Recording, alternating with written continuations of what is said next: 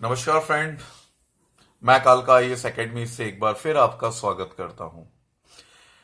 हमने अपने पिछले लेक्चर में बात किया था संप्रेषण संचार, जिसका हमें बहुत अच्छा रिस्पांस मिला। करीब 2000 स्टूडेंट ने हमें अपने नाम लिख के भेजे, हमें फीडबैक दिया। इवन हमारे सब्सक्राइबर भी बढ़े और उन्होंने हमें इतना प्यार दिया, तो ऑब्वियसली बात है हमारी भी जिम्मेदारी बनती है कि हम भी उनको प्यार दें। तो हमने उनको, जिनने हमें व्हाट्सएप पे अपना नाम लिख के भेजा, हम उनको कंटिन्यूसली संप्रेषण और नेतृत्व पे क्वेश्चन भेज रहे हैं ऑडियो में, प्लस पीडीएफ फाइल में भी भेज रहे हैं कुछ कुछ को। तो आप फिर से इसी प्रकार बने रहें और हमें आप अपना सपोर्ट दें, तो ऑब्वियसली बात है हम अपना बेस्ट करेंगे और आप तक अपना बेस्ट थॉट पहुंचाएंगे। तो आज इस ऑडियो लेक्चर में हम बात करेंगे नेतृत्व विकास की। किसकी?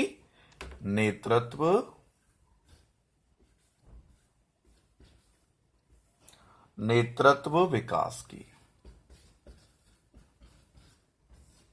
लीडरशिप, जिसे इंग्लिश में कहते हैं लीडरशिप डेवलपमेंट।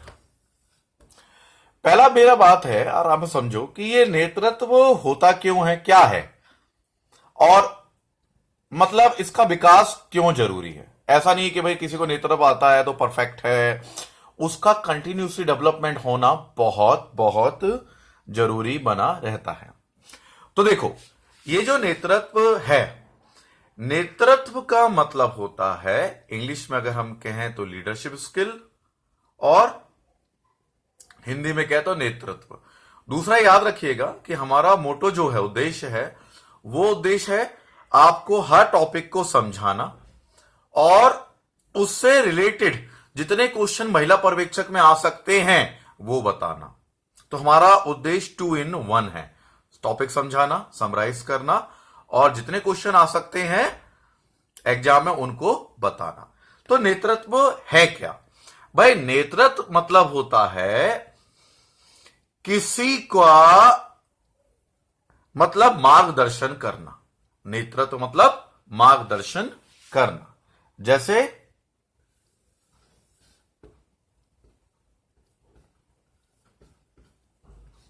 यह है हमारा नेता,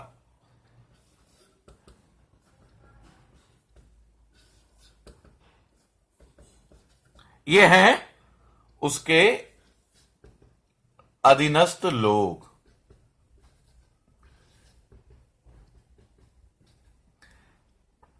समझ में आ रहा है? ये नेता मैंने बड़ा सा इसलिए बनाया तो मैं अलग से हाईलाइट हो। यह है लीडर। लीडर ये उसके अधीनस्थ लोग हैं। समझ लो आराम से, ठीक है? और इस पूरी टीम को, मान लो कोई कार्य करना है, ये कोई कार्य करना चाहती है, तो जब ये नेता कुछ भी बोलकर अपनी टीम को एक अभिप्रेरित करेगा, मतलब एक आगे बढ़ाने की प्रक्रिया करेगा, उन्हें सहायता प्रदान करेगा, तो ही ये दो लोग जो इसके आसपास घेरे हुए हैं इसे फॉलो करेंगे, ये समन्वय स्थापित करेगा इन लोगों से, तभी किसी लक्ष्य की, यह लक्ष्य की प्राप्ति करेगी। समझ में आ रहा है? मतलब लीडर ने अपने अधीनस्थ लोगों को प्रेरित किया किसी लक्ष्य को पाने के लिए, ठीक है ना? यही होता है नेतृत्व। नहीं समझ में आया? ये तो समझ में आ ही गया होगा, बहुत साधारण है। नहीं समझ में आया तो फिर से एक और बता देता हूं तुम्हें। एग्जाम्पल्स की तो बाहर ही बाहर है, हमारे पास बहुत सारे हैं। मतलब देखो, ये है क्या? मेरा हाथ। समझ में आ रहा है, नहीं आ रहा? ओके। हाथ में ये है अंगूठा, ये है, मान लो ये दो लोग इधर के और ये दो लोग इधर के, ठीक है? ये है लीडर, यानी ये बीच का जो मेरा, वो है लीडर। अब ठीक है, अब देखो, कोई भी काम करूंगा मैं, अगर कोई भी काम, ये है लीडर, ये वाला, ये इनको सपोर्ट करेगा। देखो मैंने पेन उठाया, चारों उंगलियां लगी हुई हैं, लेकिन एक लीडर उनको समन्वय स्थापित करता हुआ दिखाई दे रहा है। देखो सपोर्ट कर रहा है, बिना लीडर को उठा के दिखाओ, ऐसे पकड़ोगे पेन, लिख भी नहीं पाओगे। यहां लिख भी रहा हूं तो देखो लीडर का सपोर्ट आया, प्रेरित कर रहा है, सहायता कर रहा है, मदद कर रहा है, देखो लिखने में, हाँ या ना। ये हटा दो, कैसे लिखोगे? ये हट गया लीडर, ये पड़ा लीडर बेचारा मुरझाया सा। अब लिखो। भैया मेरे बस की बात तो नहीं, अगर तुम लिख सकते हो बिना लीडर के तो लिख के दिखा दो जरा। अरे बड़ी मुश्किल हो गई भाई, हाय राम, ये कैसे लिखूं? मैं तो अपना नाम भी ना लिख पाऊं ससुर, तो लिखने की तो बहुत दूर की बात है। दिख रहा है ये बैठा, ये बेचारा बैठा, हाँ अब लीडर उठ गया। और ये आ गया पकड़ के पेन और लगाया, तो क्या हुआ? लक्ष्य प्राप्ति, मतलब मैंने लिखना शुरू कर दिया। तो ये होता है नेतृत्व। मेरी बात समझ में आया? ओके, तो ये हमने जाना नेत्र, जिसके बारे में पढ़ रहे हैं यार उसको पता तो हो। आप बच्चों को जब मिलोगे बताओगे कि एक अच्छी प्रणाली में रहो, हम तुम समझाएंगे, मोटिवेट करेंगे, तो पता ही नहीं, नेत्र रटना नहीं है, समझना है। मैं लिखवा ही रहा, हाथ में पकड़ के कुछ भी पन्ना पकड़ा समझाना शुरू करें, वो नहीं है। समझो, दिमाग में उतार लो अपने। नेतृत्व, ध्यान रखना, क्वेश्चन अगर आएंगे, क्वेश्चन नहीं पढ़ सकते कभी भी। बाल विकास एक इतना बड़ा खतरनाक है, और ये सब्जेक्ट ऐसे हैं, अगर तुमने दिल में उतार लिया तुमने अपने अगर दिल में उतार लिया है, जो पढ़ाया समझ लिया है, तुम क्वेश्चन अपने आप बना लोगे। कैसे? देखो, फिर मैं तुम्हें एक बहुत इंपॉर्टेंट चीज बता रहा हूं, अगर ये समझ में आ गई तो 10-15 नंबर तो वैसे ही बढ़ जाएंगे बाल विकास के। कैसे? मेरे पास कम से कम मैं 600-700 स्टूडेंट पढ़ाता हूं भोपाल में। हमारी कक्षा में करीब अभी 635 बच्चे पढ़ाई करते हैं। बाल विकास है, संविदा है, अलग अलग आईएएस के हैं।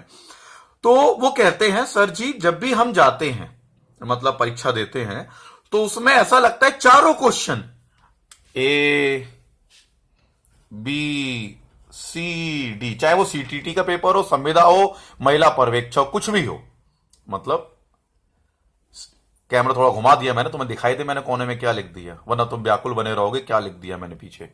तो ए बी सी डी, अगर क्वेश्चन आते सर ऐसा लगता है सारे आंसर एक जैसे हैं, ये भी सही है, ये भी सही है, ये भी सही है, अब लगाएं क्या उसमें से? सब तो रट सकते नहीं है। तो मैंने समझाया, देखो जो बाल विकास है ना, जो तुम्हारा माता का है, सुपरवाइजर का है, बाल विकास जो भी है, इसको तुम अपने अंदर समेट लो, अंदर समेट लो। मतलब जैसे अपने समझ लो, समेट लिया तो तुम सोचो कि तुम ही करने वाले हो। मेरी बात समझना, अगर क्वेश्चन सही करने ना आते हुए भी, तो ये बाल विकास में पॉलिसी बहुत महत्वपूर्ण है। उसे समझो कि ये तुम ही कर रहे हो, सच में तुम ये हो, ये ड्राइंग नहीं है, ये तुम हो। ठीक है? पिछली बार मैं इसे इलेबोरेट कर रहा हूं, महिला पर्यवेक्षक में क्वेश्चन आया था, ये मान लो तुम हो, ये तुम हो, समझना मेरी बात। ये बैठे हुए हैं, क्वेश्चन था महिला पर्यवेक्षक का, ये है छात्र जो तुमसे पढ़ना चाहते हैं, क्लास में बैठे हुए हैं, है ना? समझना, क्वेश्चन आया था। अब बच्चे को ऑप्शन क्या थे? टीचर को किस प्रकार का व्यवहार करना चाहिए जिससे लक्ष्य की प्राप्ति हो सके। मेरी बात समझना, लक्ष्य की प्राप्ति हो सके। तो टीचर आए, पहला ऑप्शन था मित्रता, मित्रता करे। दूसरा समन्वय स्थापित करे, समन्वय स्थापित करे। तीसरा कमजोरी, देखो मैं अच्छा नहीं लिख पा रहा हूं क्योंकि मैं हाथ पैन ढंग से पकड़ नहीं पा रहा हूं, बोर्ड बहुत छोटा है, तुम्हें समझाने के लिए हमने खरीदा है। तो समन्वय, मित्रता, समन्वय, और तीसरा मैं लिख तो देता हूं, दिख तो रहा है खैर तुम्हें। तो तीसरा है कि मित्रता, समन्वय, और एक और ऑप्शन था उसमें कि उनकी बुराइयों, कमियों को देखे, कमियों को देखे। और चौथा था स्पष्टता, स्पष्टता। चारों समझ में आ गए? क्वेश्चन था मेरा, मैं तुम्हें इससे बता रहा हूं तुम्हें दिमाग में रहे, क्वेश्चन था मेरा, अगर कोई टीचर आता है उसे बच्चों का उत्थान करना है, भाई लीडरशिप दिखानी है, तो उसे किस प्रकार का व्यवहार करना चाहिए। पहला मित्रता, दूसरा समन्वय, तीसरी कमियों को उजागर करना, चौथा स्पष्टता, स्पष्टता, ये ता लिखा है देख लेना, है ना? बच्चों ने कहा मित्रता अच्छा होगा, क्योंकि मित्रता होगी तो मतलब उन्होंने लगा दी जय माता दी। फिर आया दूसरा समन्वय होना चाहिए, समन्वय होगा जब मिलेंगे एक दूसरे से तभी तो कार्य होगा, उन्होंने लगा दिया जय माता दी। तीसरा होता है कमियां नहीं पता होंगी शिक्षक को तो पढ़ाएगा कैसे वो, मुझे लगता है कमियां होगी, जय माता दी। चौथे ने जो लगाया वो लगाया हो। अलग अलग मनोभाव होते तुम लोगों के, एग्जाम में जब बैठ जाते हो ना तो पता नहीं क्या क्या सोचने लग जाते हो जो आज तक नहीं सोचा, तो वो भी लगा दिया होगा। अब इसका आंसर क्या है? ये पिछले साल का पेपर है, महिला परीक्षा जो 2014 में परीक्षा होती है इसकी बता रहा हूं मैं। तो मैं तुम्हें इसलिए बता रहा हूं कि मेरे लेक्चर अपन बैठते हैं ना, अरे नेतृत्व तो मालूम है, विकास है, डेवलपमेंट है। भाई इसका क्वेश्चन का आंसर ही बता दो मुझे। मित्रता, समन्वय, कमी, इसका आंसर क्या है? ये क्वेश्चन तो तुम्हारे महिला पर्यवेक्षक में नहीं मालूम ना, तो जानो। अब मैं ये बन गया, ये जो भाई साहब बैठे हैं ना मुंह आंखें खोले हुए, ये मैं बन गया, ठीक है। मतलब तुमने अपने आप को ही मान लिया कि तुम ही टीचर हो, फैकल्टी हो, स्कूल में जा रहे हो, तो कैसे लक्ष्य की प्राप्ति कराओगे? मेरी बात समझ में आ रही होगी। तो आप क्या करोगे? अब खुद सोचो। वैसे सोचोगे सारे अच्छे लग रहे हैं, सारे ऑप्शन भाई बहन, ये भी मेरा, ये भी मेरा, ये भी सही, ये भी, जय माता दी, ऐसा नहीं है। अब आपको सोचना है, तुम हो लीडर, अपने में उतार लिया। जब तुमने ये नेतृत्व को आप समझ लिया ना, दिल में उतार लिया, तो तुम खुद मतलब अपने आप को मान के चलो कि तुम हो ये, मैं हूं ये। अब मैं आया क्लास के अंदर, वहां लिखा था मित्रता, ठीक है। अब मैं क्या करूंगा? मित्रता। भैया ऐसा तो बिल्कुल नहीं होता। कोई टीचर आते तुम्हारी गोदी में बैठ जाएगा क्या आके? हाँ बच्चों तुम तो बहुत अच्छे हो, प्यारे हो, चूचू हो, मुन्नू हो, प्यारू हो, लाओ खाना लाओ, हम दोस्त दोस्त, भाई भाई, दो दोस्त। ऐसा तो नहीं करोगे। अगर ऐसा करोगे ना, सर बच्चे तुम्हारे सर पे बैठ जाएंगे। तो भाई ये तो सरासर गलत हो गया। देखो तुम अपने आप को सोच रहे हो ना, तो मित्रता आते कर लोगे। तू तो मेरा रामू है, तू तो मेरा शामू है, बहुत प्यारू है, तू तो मेरा प्यारू है, चल तुझे चिज्जी खिलाएं। ससुरा बच्चा तुम्हारी बात तो मानने की दूर की बात, तुम्हारे सर पे बैठ जाएगा। तो मित्रता गलत हो गया जब तुम्हें अच्छा लग रहा था। मित्रता बाद में होती है, पहली करोगे क्या? पहला क्या करोगे? फिर दूसरा समन्वय। भाई समन्वय हम तभी तो स्थापित करेंगे जब वो मेरी भाषा समझ पाएगा, मेरा मुझको जान पाएगा। समन्वय कैसे स्थापित कर लो? किसी को समन्वय स्थापित कर लोगे तो मॉल में गए, सामने एक मोड़ी जा रही है, तुम्हारा क्या अपने आप समन्वय स्थापित होगे जाके? हाँ बेटा तुम बहुत अच्छे हो, और क्या कहते हैं, आज से हम दोस्त दोस्त हैं, समन्वय स्थापित कर लिया, तो मैं ये काम करो, मैं भी ये काम करता हूं, हम दोनों कोऑर्डिनेशन। भाई समन्वय तो बाद में होता है ना, जब भाई हाल चाल पूछेंगे, मित्रता बढ़ेगी, ये भी बात की, तो ये भी भाई गलत हो गया। कमियां। मुन्नू तेरा रिजल्ट देखा मैंने, तू तो बहुत ही गधा है, तेरे तो 10 आए 100 में से।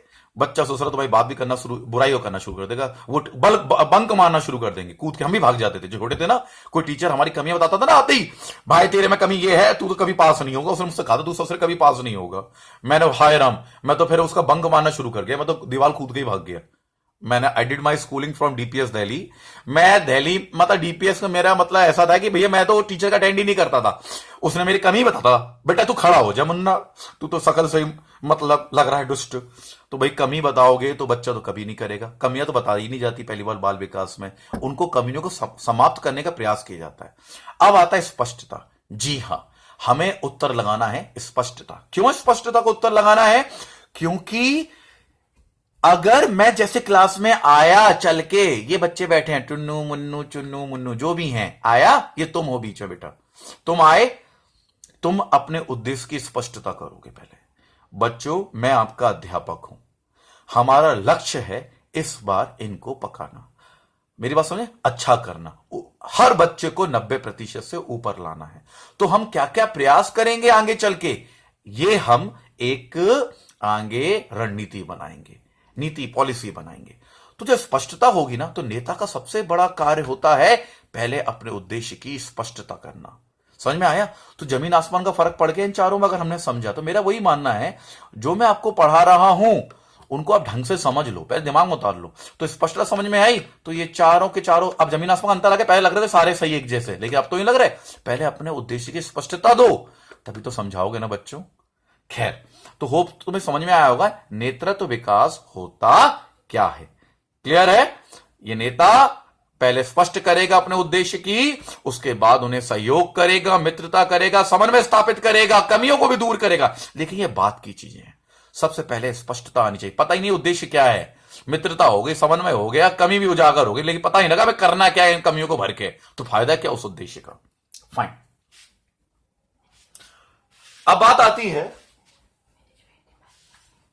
ओके, अब बात आती है, ये मैनेजमेंट का ही क्वेश्चन था, ध्यान रखना आप लोग।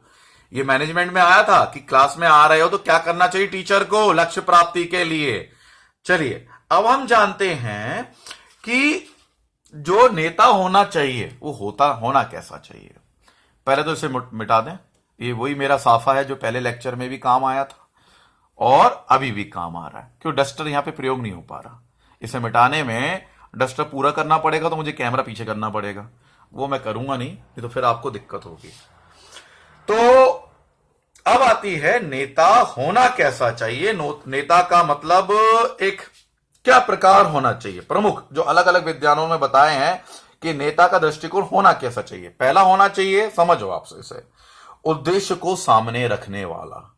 पहला, उद्देश्य को ढंग से सामने प्रस्तुत करने वाला नेता का सबसे बड़ा गुण है। दूसरा है सुझाव देने वाला। सुझाव नहीं देगा तो मतलब क्या है, अभिप्रेरणा प्रदान करने वाला, प्रशंसा करने वाला, उन्हें सुरक्षा प्रदान करने वाला। तो मेरे अधीनस्थ हो, जैसा अमेरिका अपने खुद कहता है हम तुम्हारे पीछे बढ़ जाओ आगे, जैसा भी मोदी ने बोल दिया पाकिस्तान में। कौन था नेता, हमारे मोदी जी थे, क्योंकि राष्ट्र के प्रधानमंत्री तो वही हैं। उन्होंने कह दिया जाओ हम तुम्हारे पीछे खड़े हैं, पाकिस्तान की ऐसी की तैसी कर दो, ससुरो घर में घुस के मारो।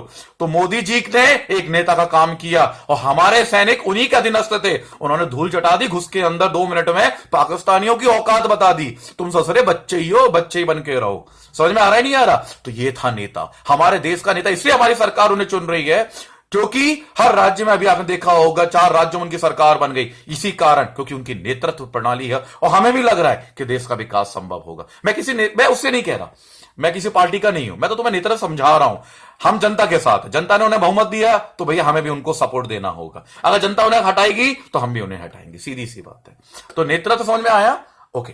अब क्या होता है, जो नेतृत्व शैली होती है, अगर हम बात करें वे ऑफ लीडरशिप, नेतृत्व इधर से काट दूं, शैली। नेतृत्व शैलियां भी कई प्रकार की होती है। क्वेश्चन आ जाता है कि भाई नेतृत्व शैलियां क्या होती हैं, कैसे होती हैं। तो पहले हम अगर नेतृत्व शैली की बात करें तो पहली आती है हमारी लोकतांत्रिक। जैसा अभी हम, चलो अभी अब मोदी जी की बात होगी तो अब लोकतंत्र की ही बात कर लें, जरा निपटा लें। तो पहले हमारी होती है लोकतांत्रिक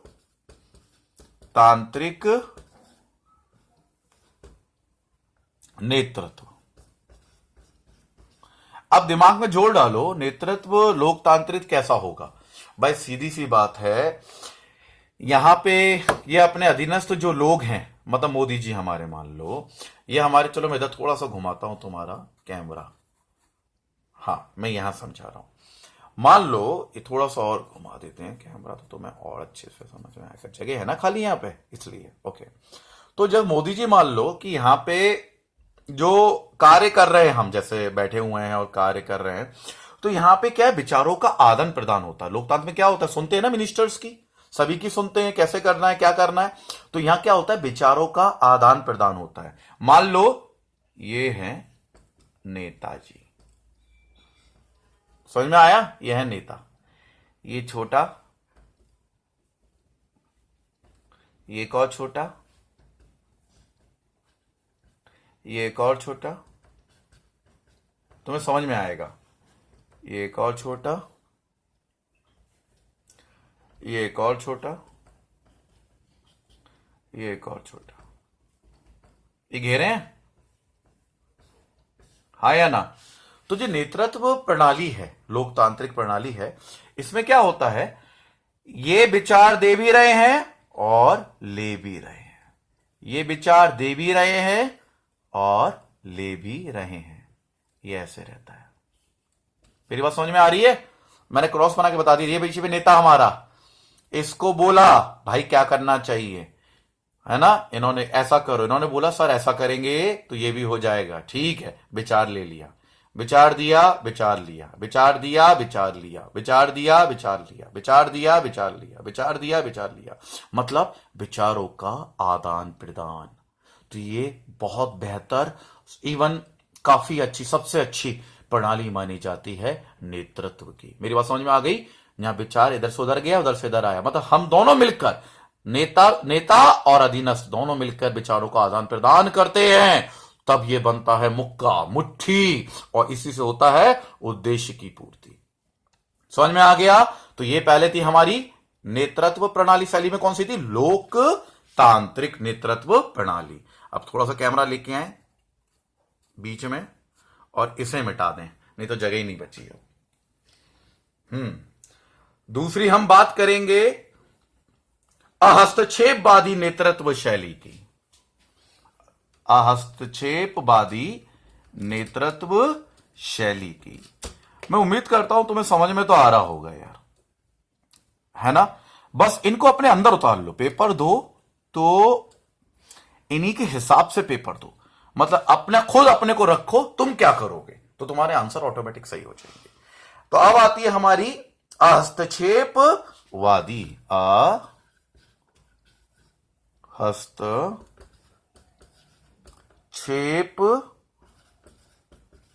हस्तक्षेपवादी नेतृत्व शैली। नेतृत्व शैली। अब यह शैली होती क्या है, इसमें क्या होता है, इसमें मैं तुम्हें बताऊं। अब ये हमारा मोटा नेता था ना, उसे हम बीच में छोटा कर देते हैं, क्योंकि ये शैली ऐसी है।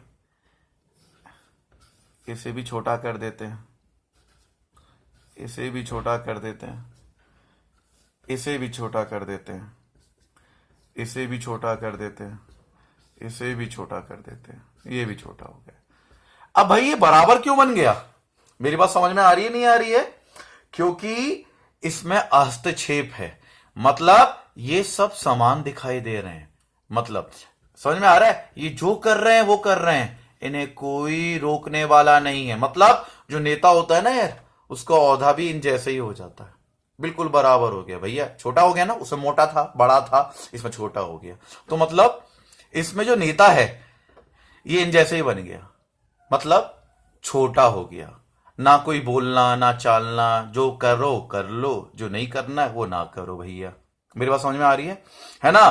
तो इसमें क्या होता है, ये सब एक रूप से समान प्रतीत होते हैं। हस्तक्षेप मतलब कोई हस्तक्षेप नहीं करना, इसमें ये सब समान रूप से प्रतीत होते हैं, मतलब एक जैसे दिखाई देते हैं। ये कोई भी सपोर्ट नहीं करता, बिल्कुल सपोर्ट नहीं करता, ठीक है ना। एक जैसा नेता जैसा नहीं दिखता, इसे कहते हैं हस्तक्षेपवादी। अब ये इसमें होगा क्या, जब नेता नेता जैसा नहीं दिखेगा ससुरा, तो फिर क्या होगा? ऑब्वियसली बात है, जो संगठन होता है ना वो एकीकृत नहीं रहता, एकीकृत सेंट्रलाइज नहीं रहता। जिसकी मर्जी जाती है वो करना अपना शुरू कर देता है। क्लियर हो रहा है नहीं हो रहा? इसमें क्या होता है, अराजकता फैलती है, अनुशासनहीनता होती है, निराशा का जन्म हो जाता है, और जो उद्देश्य हो जाता है ना वो लपक के, ये उद्देश्य है, लक्ष्य है, उसके पैर लग जाते हैं और वो दूर चला जाता है। ये लक्ष्य है, टारगेट, ये दूर भग जाता है, यहां आ जाता है, नहीं पकड़ पाते। ये इन्हें कोई सेंट्रलाइज करने वाला ही नहीं, करना क्या क्या नहीं करना, ये टारगेट है, ये भग गया आगे भग गया। तो ये होती है नेतृत्व प्रणाली। क्लियर हो रहा है? ओके। अब तीसरी करेंगे हम निरंकुश नेतृत्व प्रणाली। निरंकुश नेतृत्व प्रणाली। ये निरंकुश जो नेतृत्व प्रणाली होती है, ये होती कैसी है?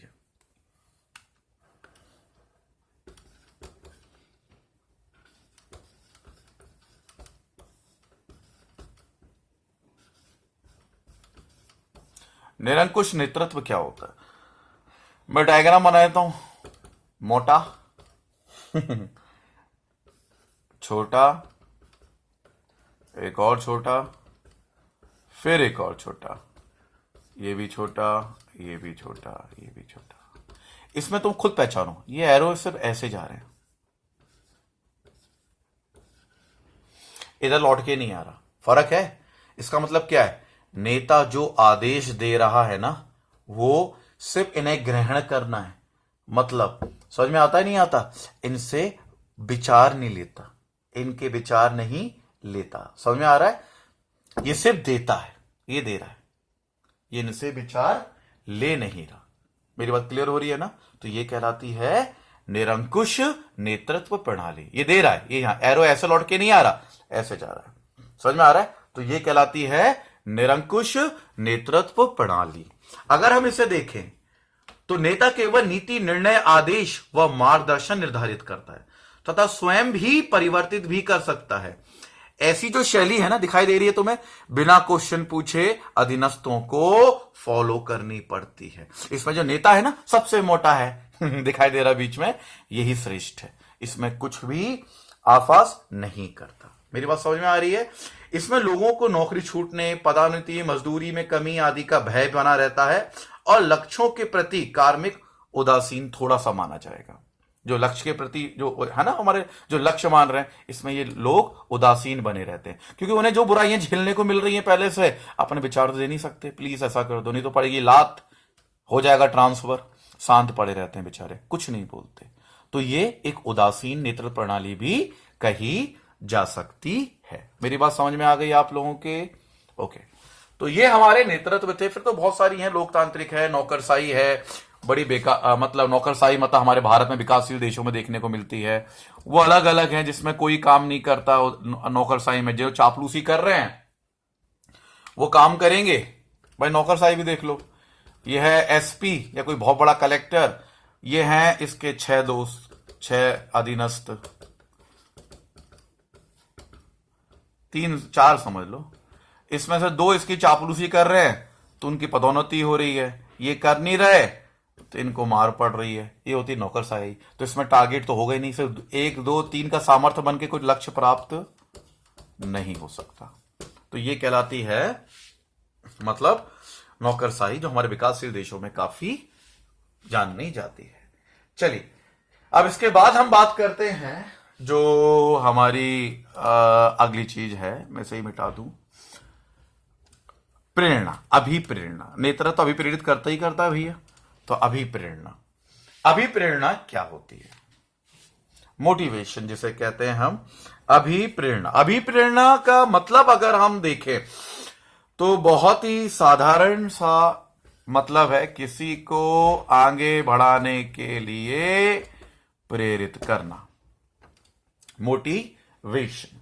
ये 2 प्रकार की होती है अभिप्रेरणा। एक होती है धनात्मक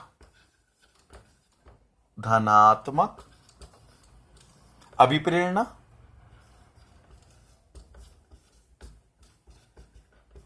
और एक होती है ऋणात्मक।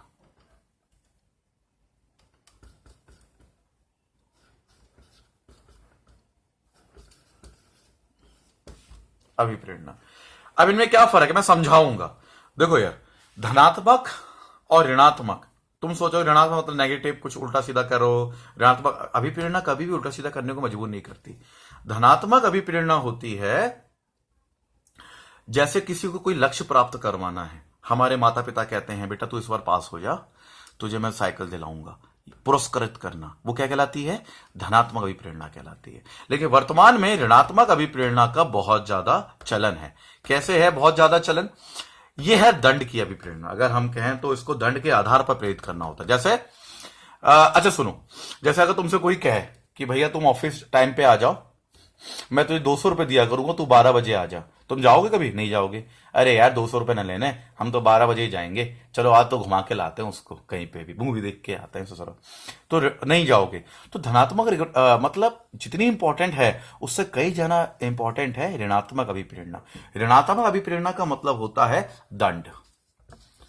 तुझे 10 बजे आना है, 10 बजे आने का मतलब है कि अगर तू नहीं आया, पंचिंग मशीन पे वो आता है ना, मशीन लगी रहती है, तो तेरी आधी सैलरी गायब कर देंगे। तुम जैसे मटक के पहुंच जाते हो टाइम पे ही, 10 बजे की जगह हम 9:30 पौने 10 पे ही पहुंच जाते हैं। ये है ऋणात्मक, तुम्हारा पैसा काट दिया जाएगा। मतलब ऋणात्मक मतलब दंड देना। तुम एक बार समराइज कर, धनात्मक अभिप्रेरणा समझ में आ गई होगी, पुरस्कार करना मतलब नगद देना, पारिश्रमिक देना, अधीनस्थों में व्यक्तिगत रुचि प्रकट करना, वेतन और मजदूरी देना, प्रबंध और निर्णय में भागीदारी देना, कर्मचारियों की समस्या सुनना, ये सब आ जाती है धनात्मक अभिप्रेरणा में। और ऋणात्मक अभिप्रेरणा में दंड है, वेतन और भत्तों में कमी कर देना, पदोन्नति जो प्रमोशन हो रहा है उसे रोक देना, डांटना, फटकारना, जबरन छुट्टी दे देना, मौद्रिक दंड, पैसे काट देना। तो ये होती है ऋणात्मक अभिप्रेरणा। समझ में आ गया? हाँ, तुम्हें यही मिल रही होगी। अगर तुम कहीं काम कर रहे हो तुम्हें यही मिल रही होगी, ये तो मिलेगी ही नहीं, भूल जाओ मजे के दिन। तो चलो फिर आगे आते हैं। अब हम कुछ सिद्धांत पे एक बार जोर लगा लें। कुछ सिद्धांत हैं जो इससे समर्पित रहते हैं हमारे नेतृत्व प्रणाली से। पहला है हमारा जो सिद्धांत है वो है हमारा एकात्मक सिद्धांत है। कौन सा है? एकात्मक सिद्धांत। एकात्मक सिद्धांत। ये कुछ सिद्धांत हैं जो नेतृत्व में आते हैं, अभी प्रेरणा को प्रेरित करने में आते हैं। ठीक है ना? यह बोलता है कि हर व्यक्ति, हर मनुष्य पैसा, ख्याति, धन प्राप्त करने के लिए प्रयत्नशील रहता है। अगर कर्मचारी को जितना ज्यादा पैसा दिया जाए, सैलरी दी जाए, वो उतना ज्यादा प्रयत्नशील रहेगा। मेरी बात समझ में आ रही है? और उसकी कार्यकुशलता का प्रभाव कार्य पे पड़ेगा। मेरी बात समझ में आ रही नहीं आ रही? तो एक अगर शॉर्ट बात कर लूं तो इसके जो समर्थक हैं वो मानते हैं मनुष्य धन मुद्रा को प्राप्त करने के लिए प्रयत्नशील रहता है, अतः कर्मचारी को जितना अधिक वेतन दिया जाएगा उतनी ही उसकी संतुष्टि बढ़ेगी और कार्यकुशलता इसका प्रभाव पड़ेगा। क्लियर हो रहा है? ओके। यह सिद्धांत व्यक्ति समूह के बजाय व्यक्तिगत प्रेरणा से प्रभावित बना रहता है। दूसरा आता है भय तथा दंड का सिद्धांत। भय तथा दंड का सिद्धांत। भय तथा दंड का सिद्धांत क्या होता है? प्रत्येक व्यक्ति पेट के लिए कार्य करता है, ये तो मालूम है ना? भय तथा प्रताड़ना पर विश्वास करता है। इसमें कर्मचारी को डराकर, धमकाकर, भयभीत करके प्रेरित किया जाता है कि तुझे मैं नौकरी से बाहर निकाल दूंगा, तुझे लात पड़ जाएगी, काम करना है तो करो वरना ना करो। तो भय मिलेगा भाई, ऑब्वियसली बात है। तुम्हें क्या लक्ष्य है? जैसा अभी क्लोजिंग आ रही है मार्च की, अब बैंक वाले 12-12 1-1 बजे तक रात में काम करते हैं क्योंकि उन्हें भय होता है अगर काम नहीं हुआ उनकी नौकरी खतरे में हो जाएगी, उनका जो ऑडिट है वो खत्म हो जाएगा, उनका प्रमोशन रुक जाएगा। तो यह है प्रेरित करने का तरीका। धन बढ़ा दो, एकात्मक आ जाएगा। भय दिखा दो, छड़ी दिखा दो तो भय तथा दंड आ जाएगा, अभी प्रेरणा आ जाएगी। भय तथा दंड। इसके बाद है गाजर तथा छड़ी का सिद्धांत।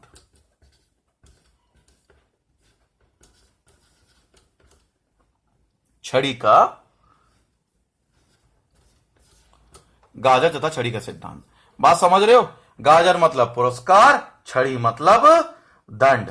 दोनों देना जरूरी है। समझ में आ रहा है? अच्छा कार्य करे तो गाजर दे दो मतलब पुरस्कार। दिखाई दे रहा होगा आपको? पुरस्कार। गाजर मतलब क्या होता है? पुरस्कार। छड़ी मतलब दंड। अच्छा, दोनों देना जरूरी है। अगर किसी को सिर्फ डराते ही रहोगे, करते रहोगे सॉरी यार, खांसी आ गई तुम्हें चिल्ला चिल्ला के पढ़ाने में। एनीवे, तो गाजर तथा छड़ी दोनों दंड देना बहुत जरूरी है, वरना काम नहीं होगा। सिर्फ डराओगे तो भी काम नहीं होगा, धन दोगे तो दोनों देना बहुत जरूरी है। फिर इसके बाद आता है बहुलवादी अनेकावादी सिद्धांत। इसे मिटा दें पहले सिद्धांत को।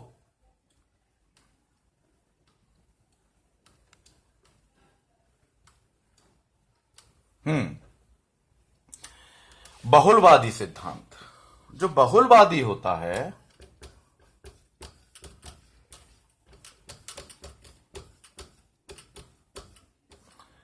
इसे हम अनेकवादी कहते हैं। वो कहते हैं, इसके मैस्लो ने बोला है, अब्राहम मैस्लो। अब्राहम मैस्लो के द्वारा प्रतिपादित है।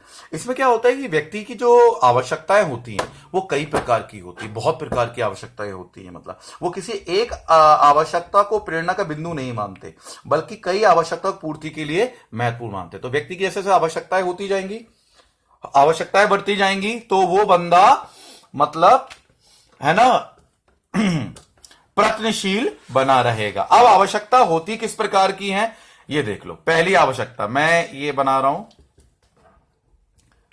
पहली है शारीरिक आवश्यकता। कई प्रकार की आवश्यकता होती है जो व्यक्ति को प्रेरित करती हैं। शारीरिक आवश्यकता, ठीक है। फिर दूसरी आवश्यकता, इसकी पूर्ति करेगा तो दूसरी सुरक्षा आवश्यकता। क्या है? सुरक्षा आवश्यकता। तीसरी फिर आएगी सामाजिक आवश्यकता। हमारे मोहल्ले में बगल वाले पे BMW है, हमारे पे तो नैनो है, हमें कार चाहिए बड़ी। ये होती है सामाजिक सामाजिक आवश्यकता। देखो देखो समझ में नहीं आ रहा है ना, तो सुन तो दे रहे हैं, मेरी आवाज तो जा रही है, तो सुन लो। शारीरिक सुरक्षा आवश्यकता और सामाजिक अवस्था, फिर है स्वाभिमान की आवश्यकता। यहां लिख रहा हूं मैं, स्वाभिमान की आवश्यकता। फिर आती है आत्मसिद्धि की आवश्यकता। ये क्वेश्चन का याद रख लेना, आत्मसिद्धि की आवश्यकता। देखो पहली है शारीरिक आवश्यकता, कपड़े लत्ता भूख प्यास जो भी है, सुरक्षा, ढंग से रहें, कहीं पे भी रहें ढंग से रहें। तीसरी आवश्यकता मतलब सामाजिक आवश्यकता। सामाजिक आवश्यकता के अंदर मतलब शिक्षा तो मनोरंजन क्रियाएं करता है व्यक्ति, समाज में रहता है, ठीक है ना, ना केवल सामूहिक होते विचार होते, कई प्रकार के व्यवहार करता है, ऊपर बैठेंगे समाज में अपना उत्थान करना चाहता है। फिर स्वाभिमान की आवश्यकता, कुछ व्यक्तियों में स्वाभिमान होता है, अपने स्वाभिमान को आगे लेके आना चाहिए, हमें ये नहीं करना। फिर होता है आत्मसिद्धि की आवश्यकता, अपने खुद को पहचानने की जरूरत। तो ये देखो अब्राहम मैस्लो क्या कह रहे हैं, एक दो, देखो एक पहली शारीरिक सुरक्षा, सामाजिक, स्वाभिमान और आत्मसिद्धि की आवश्यकता। देखो यार बहुत ज्यादा चर्चा करूंगा, वीडियो बहुत चला जाएगा लंबा। जियो ने वैसे ही ससुरे ने मतलब 1 GB कर दिया एक दिन का, तुम्हारा 1 GB के ऊपर चला जाएगा तो मेरी वीडियो देखो और नहीं देखोगे। इससे मैं क्या तुम्हें समराइज करना हूं और इनके ही मैं तुम्हें प्रमोट नाम कर दूंगा। अब इसमें से जो क्वेश्चंस आते हैं वो किस प्रकार क्वेश्चन आ सकते हैं उनको सुन लो। जैसे पहला क्वेश्चन बनेगा, एक समूह सदस्य के, पहला ऑप्शन, पारस्परिक चेतना व पारस्परिक संबंधों को अभिव्यक्त करते हैं, समान मान्यताओं एवं मूल्यों को मानते हैं, समान उद्देश्यों का अनुकरण करते हैं, उपयोग सभी। क्या होगा, एक समूह के सदस्य क्या करते हैं, समान मान्यताओं एवं मूल्यों को मानते हैं, समान उद्देश्यों का अनुकरण करते, भाई एक ही उद्देश्य को तो प्राप्त करना है, हाँ या ना, करना है। पारस्परिक चेतना पारस्परिक संबंधों को व्यक्ति अभिव्यक्त करते हैं, मतलब जुड़ के कार्य करते हैं। ये क्वेश्चन बन सकता है। दूसरा आया था, समूह कार्य का मूल उद्देश्य क्या है। ये बड़ा प्यारा क्वेश्चन है, आराम से सुनना। समूह कार्य का मूल उद्देश्य क्या है। पहला व्यक्तित्व विकास, दूसरा समस्या समाधान, तीसरा पुनः समायोजन और चौथा उपचार। तो भैया व्यक्तित्व विकास थोड़ी ना करने बैठे हैं, पुनः समायोजन थोड़ी ना करने बैठे हैं, उपचार थोड़ी ना हो रहा है, हमें क्या कर रहे हैं, जब ग्रुप बना है, समूह का कार्य क्या होता है, सिंपल, समस्या का समाधान कर। तो समूह बनता है किसी भी समस्या का समाधान करने हेतु। तो बेटा ऐसे आपके क्वेश्चंस आते हैं जिसमें आपको अपने खुद को मान के उस पर रख के ही क्वेश्चन का समाधान करने का प्रयत्न करना पड़ेगा, वरना दिक्कत हो जाएगी। अब चलते चलते बस एक बात कहना चाहूंगा, मैंने नेतृत्व प्रणाली सही बताऊं तो मैं दिल से पढ़ाया है, सारी नेतृत्व प्रणाली पढ़ा दी, क्या होता है थंब पढ़ा दिया, उदासीन हो गया, खिल गया, सारे व्यवहार बता दिया। अब तुम्हारा क्या कार्य है। देखो पहली चीज, ये नंबर है, मैं फिर बता देता हूं, ये नंबर लिखा है ना, इस पे भाई सिर्फ अपना नाम भेजो, सिर्फ नाम भेजो। मैं क्या करूंगा, लिखित में समय नहीं है, मैं तुम्हें जो क्वेश्चन बता रहा हूं ना मुंह से बोल बोल के, 200 300 400 मैं तुम्हें ऑडियो फॉर्मेट में तुम्हारे पास भेज दूंगा। जो मुझे नाम भेजेगा ना उसी को व्हाट्सएप पे ही चले जाएंगे। कॉल मत करो, कृपया कॉल मत करो। कल से 1000 मतलब कॉल आ चुके हैं, मैं रात में सो नहीं पाया, पागल हो चुका हूं मैं, सही बताऊं तो बहकी बहकी बातें कर रहा हूं। मेरी मम्मी कह रही भाई तुम्हें क्या हो गया सुबह सुबह, मैं उनको यही पढ़ा रहा हूं, नेतृत्व, नेता, महिला पर्यवेक्षक, ये वो पता नहीं क्या क्या बलबला रहा हूं मैं। भाई कॉल मत करो, कृपया सिर्फ नाम भेजो अपने, है ना। जैसे नाम भेजोगे, है ना, नाम भेजोगे, मैं तुम्हें तुरंत, मेरे पास सेव है, मैं तुम्हें अपना ऑडियो लेक्चर तुम्हारे मोबाइल पे व्हाट्सएप पे भेज दूंगा। कॉल मत करो, कॉल उठा पा नहीं रहा हूं, काम भी करने पड़ते हैं ना भाई।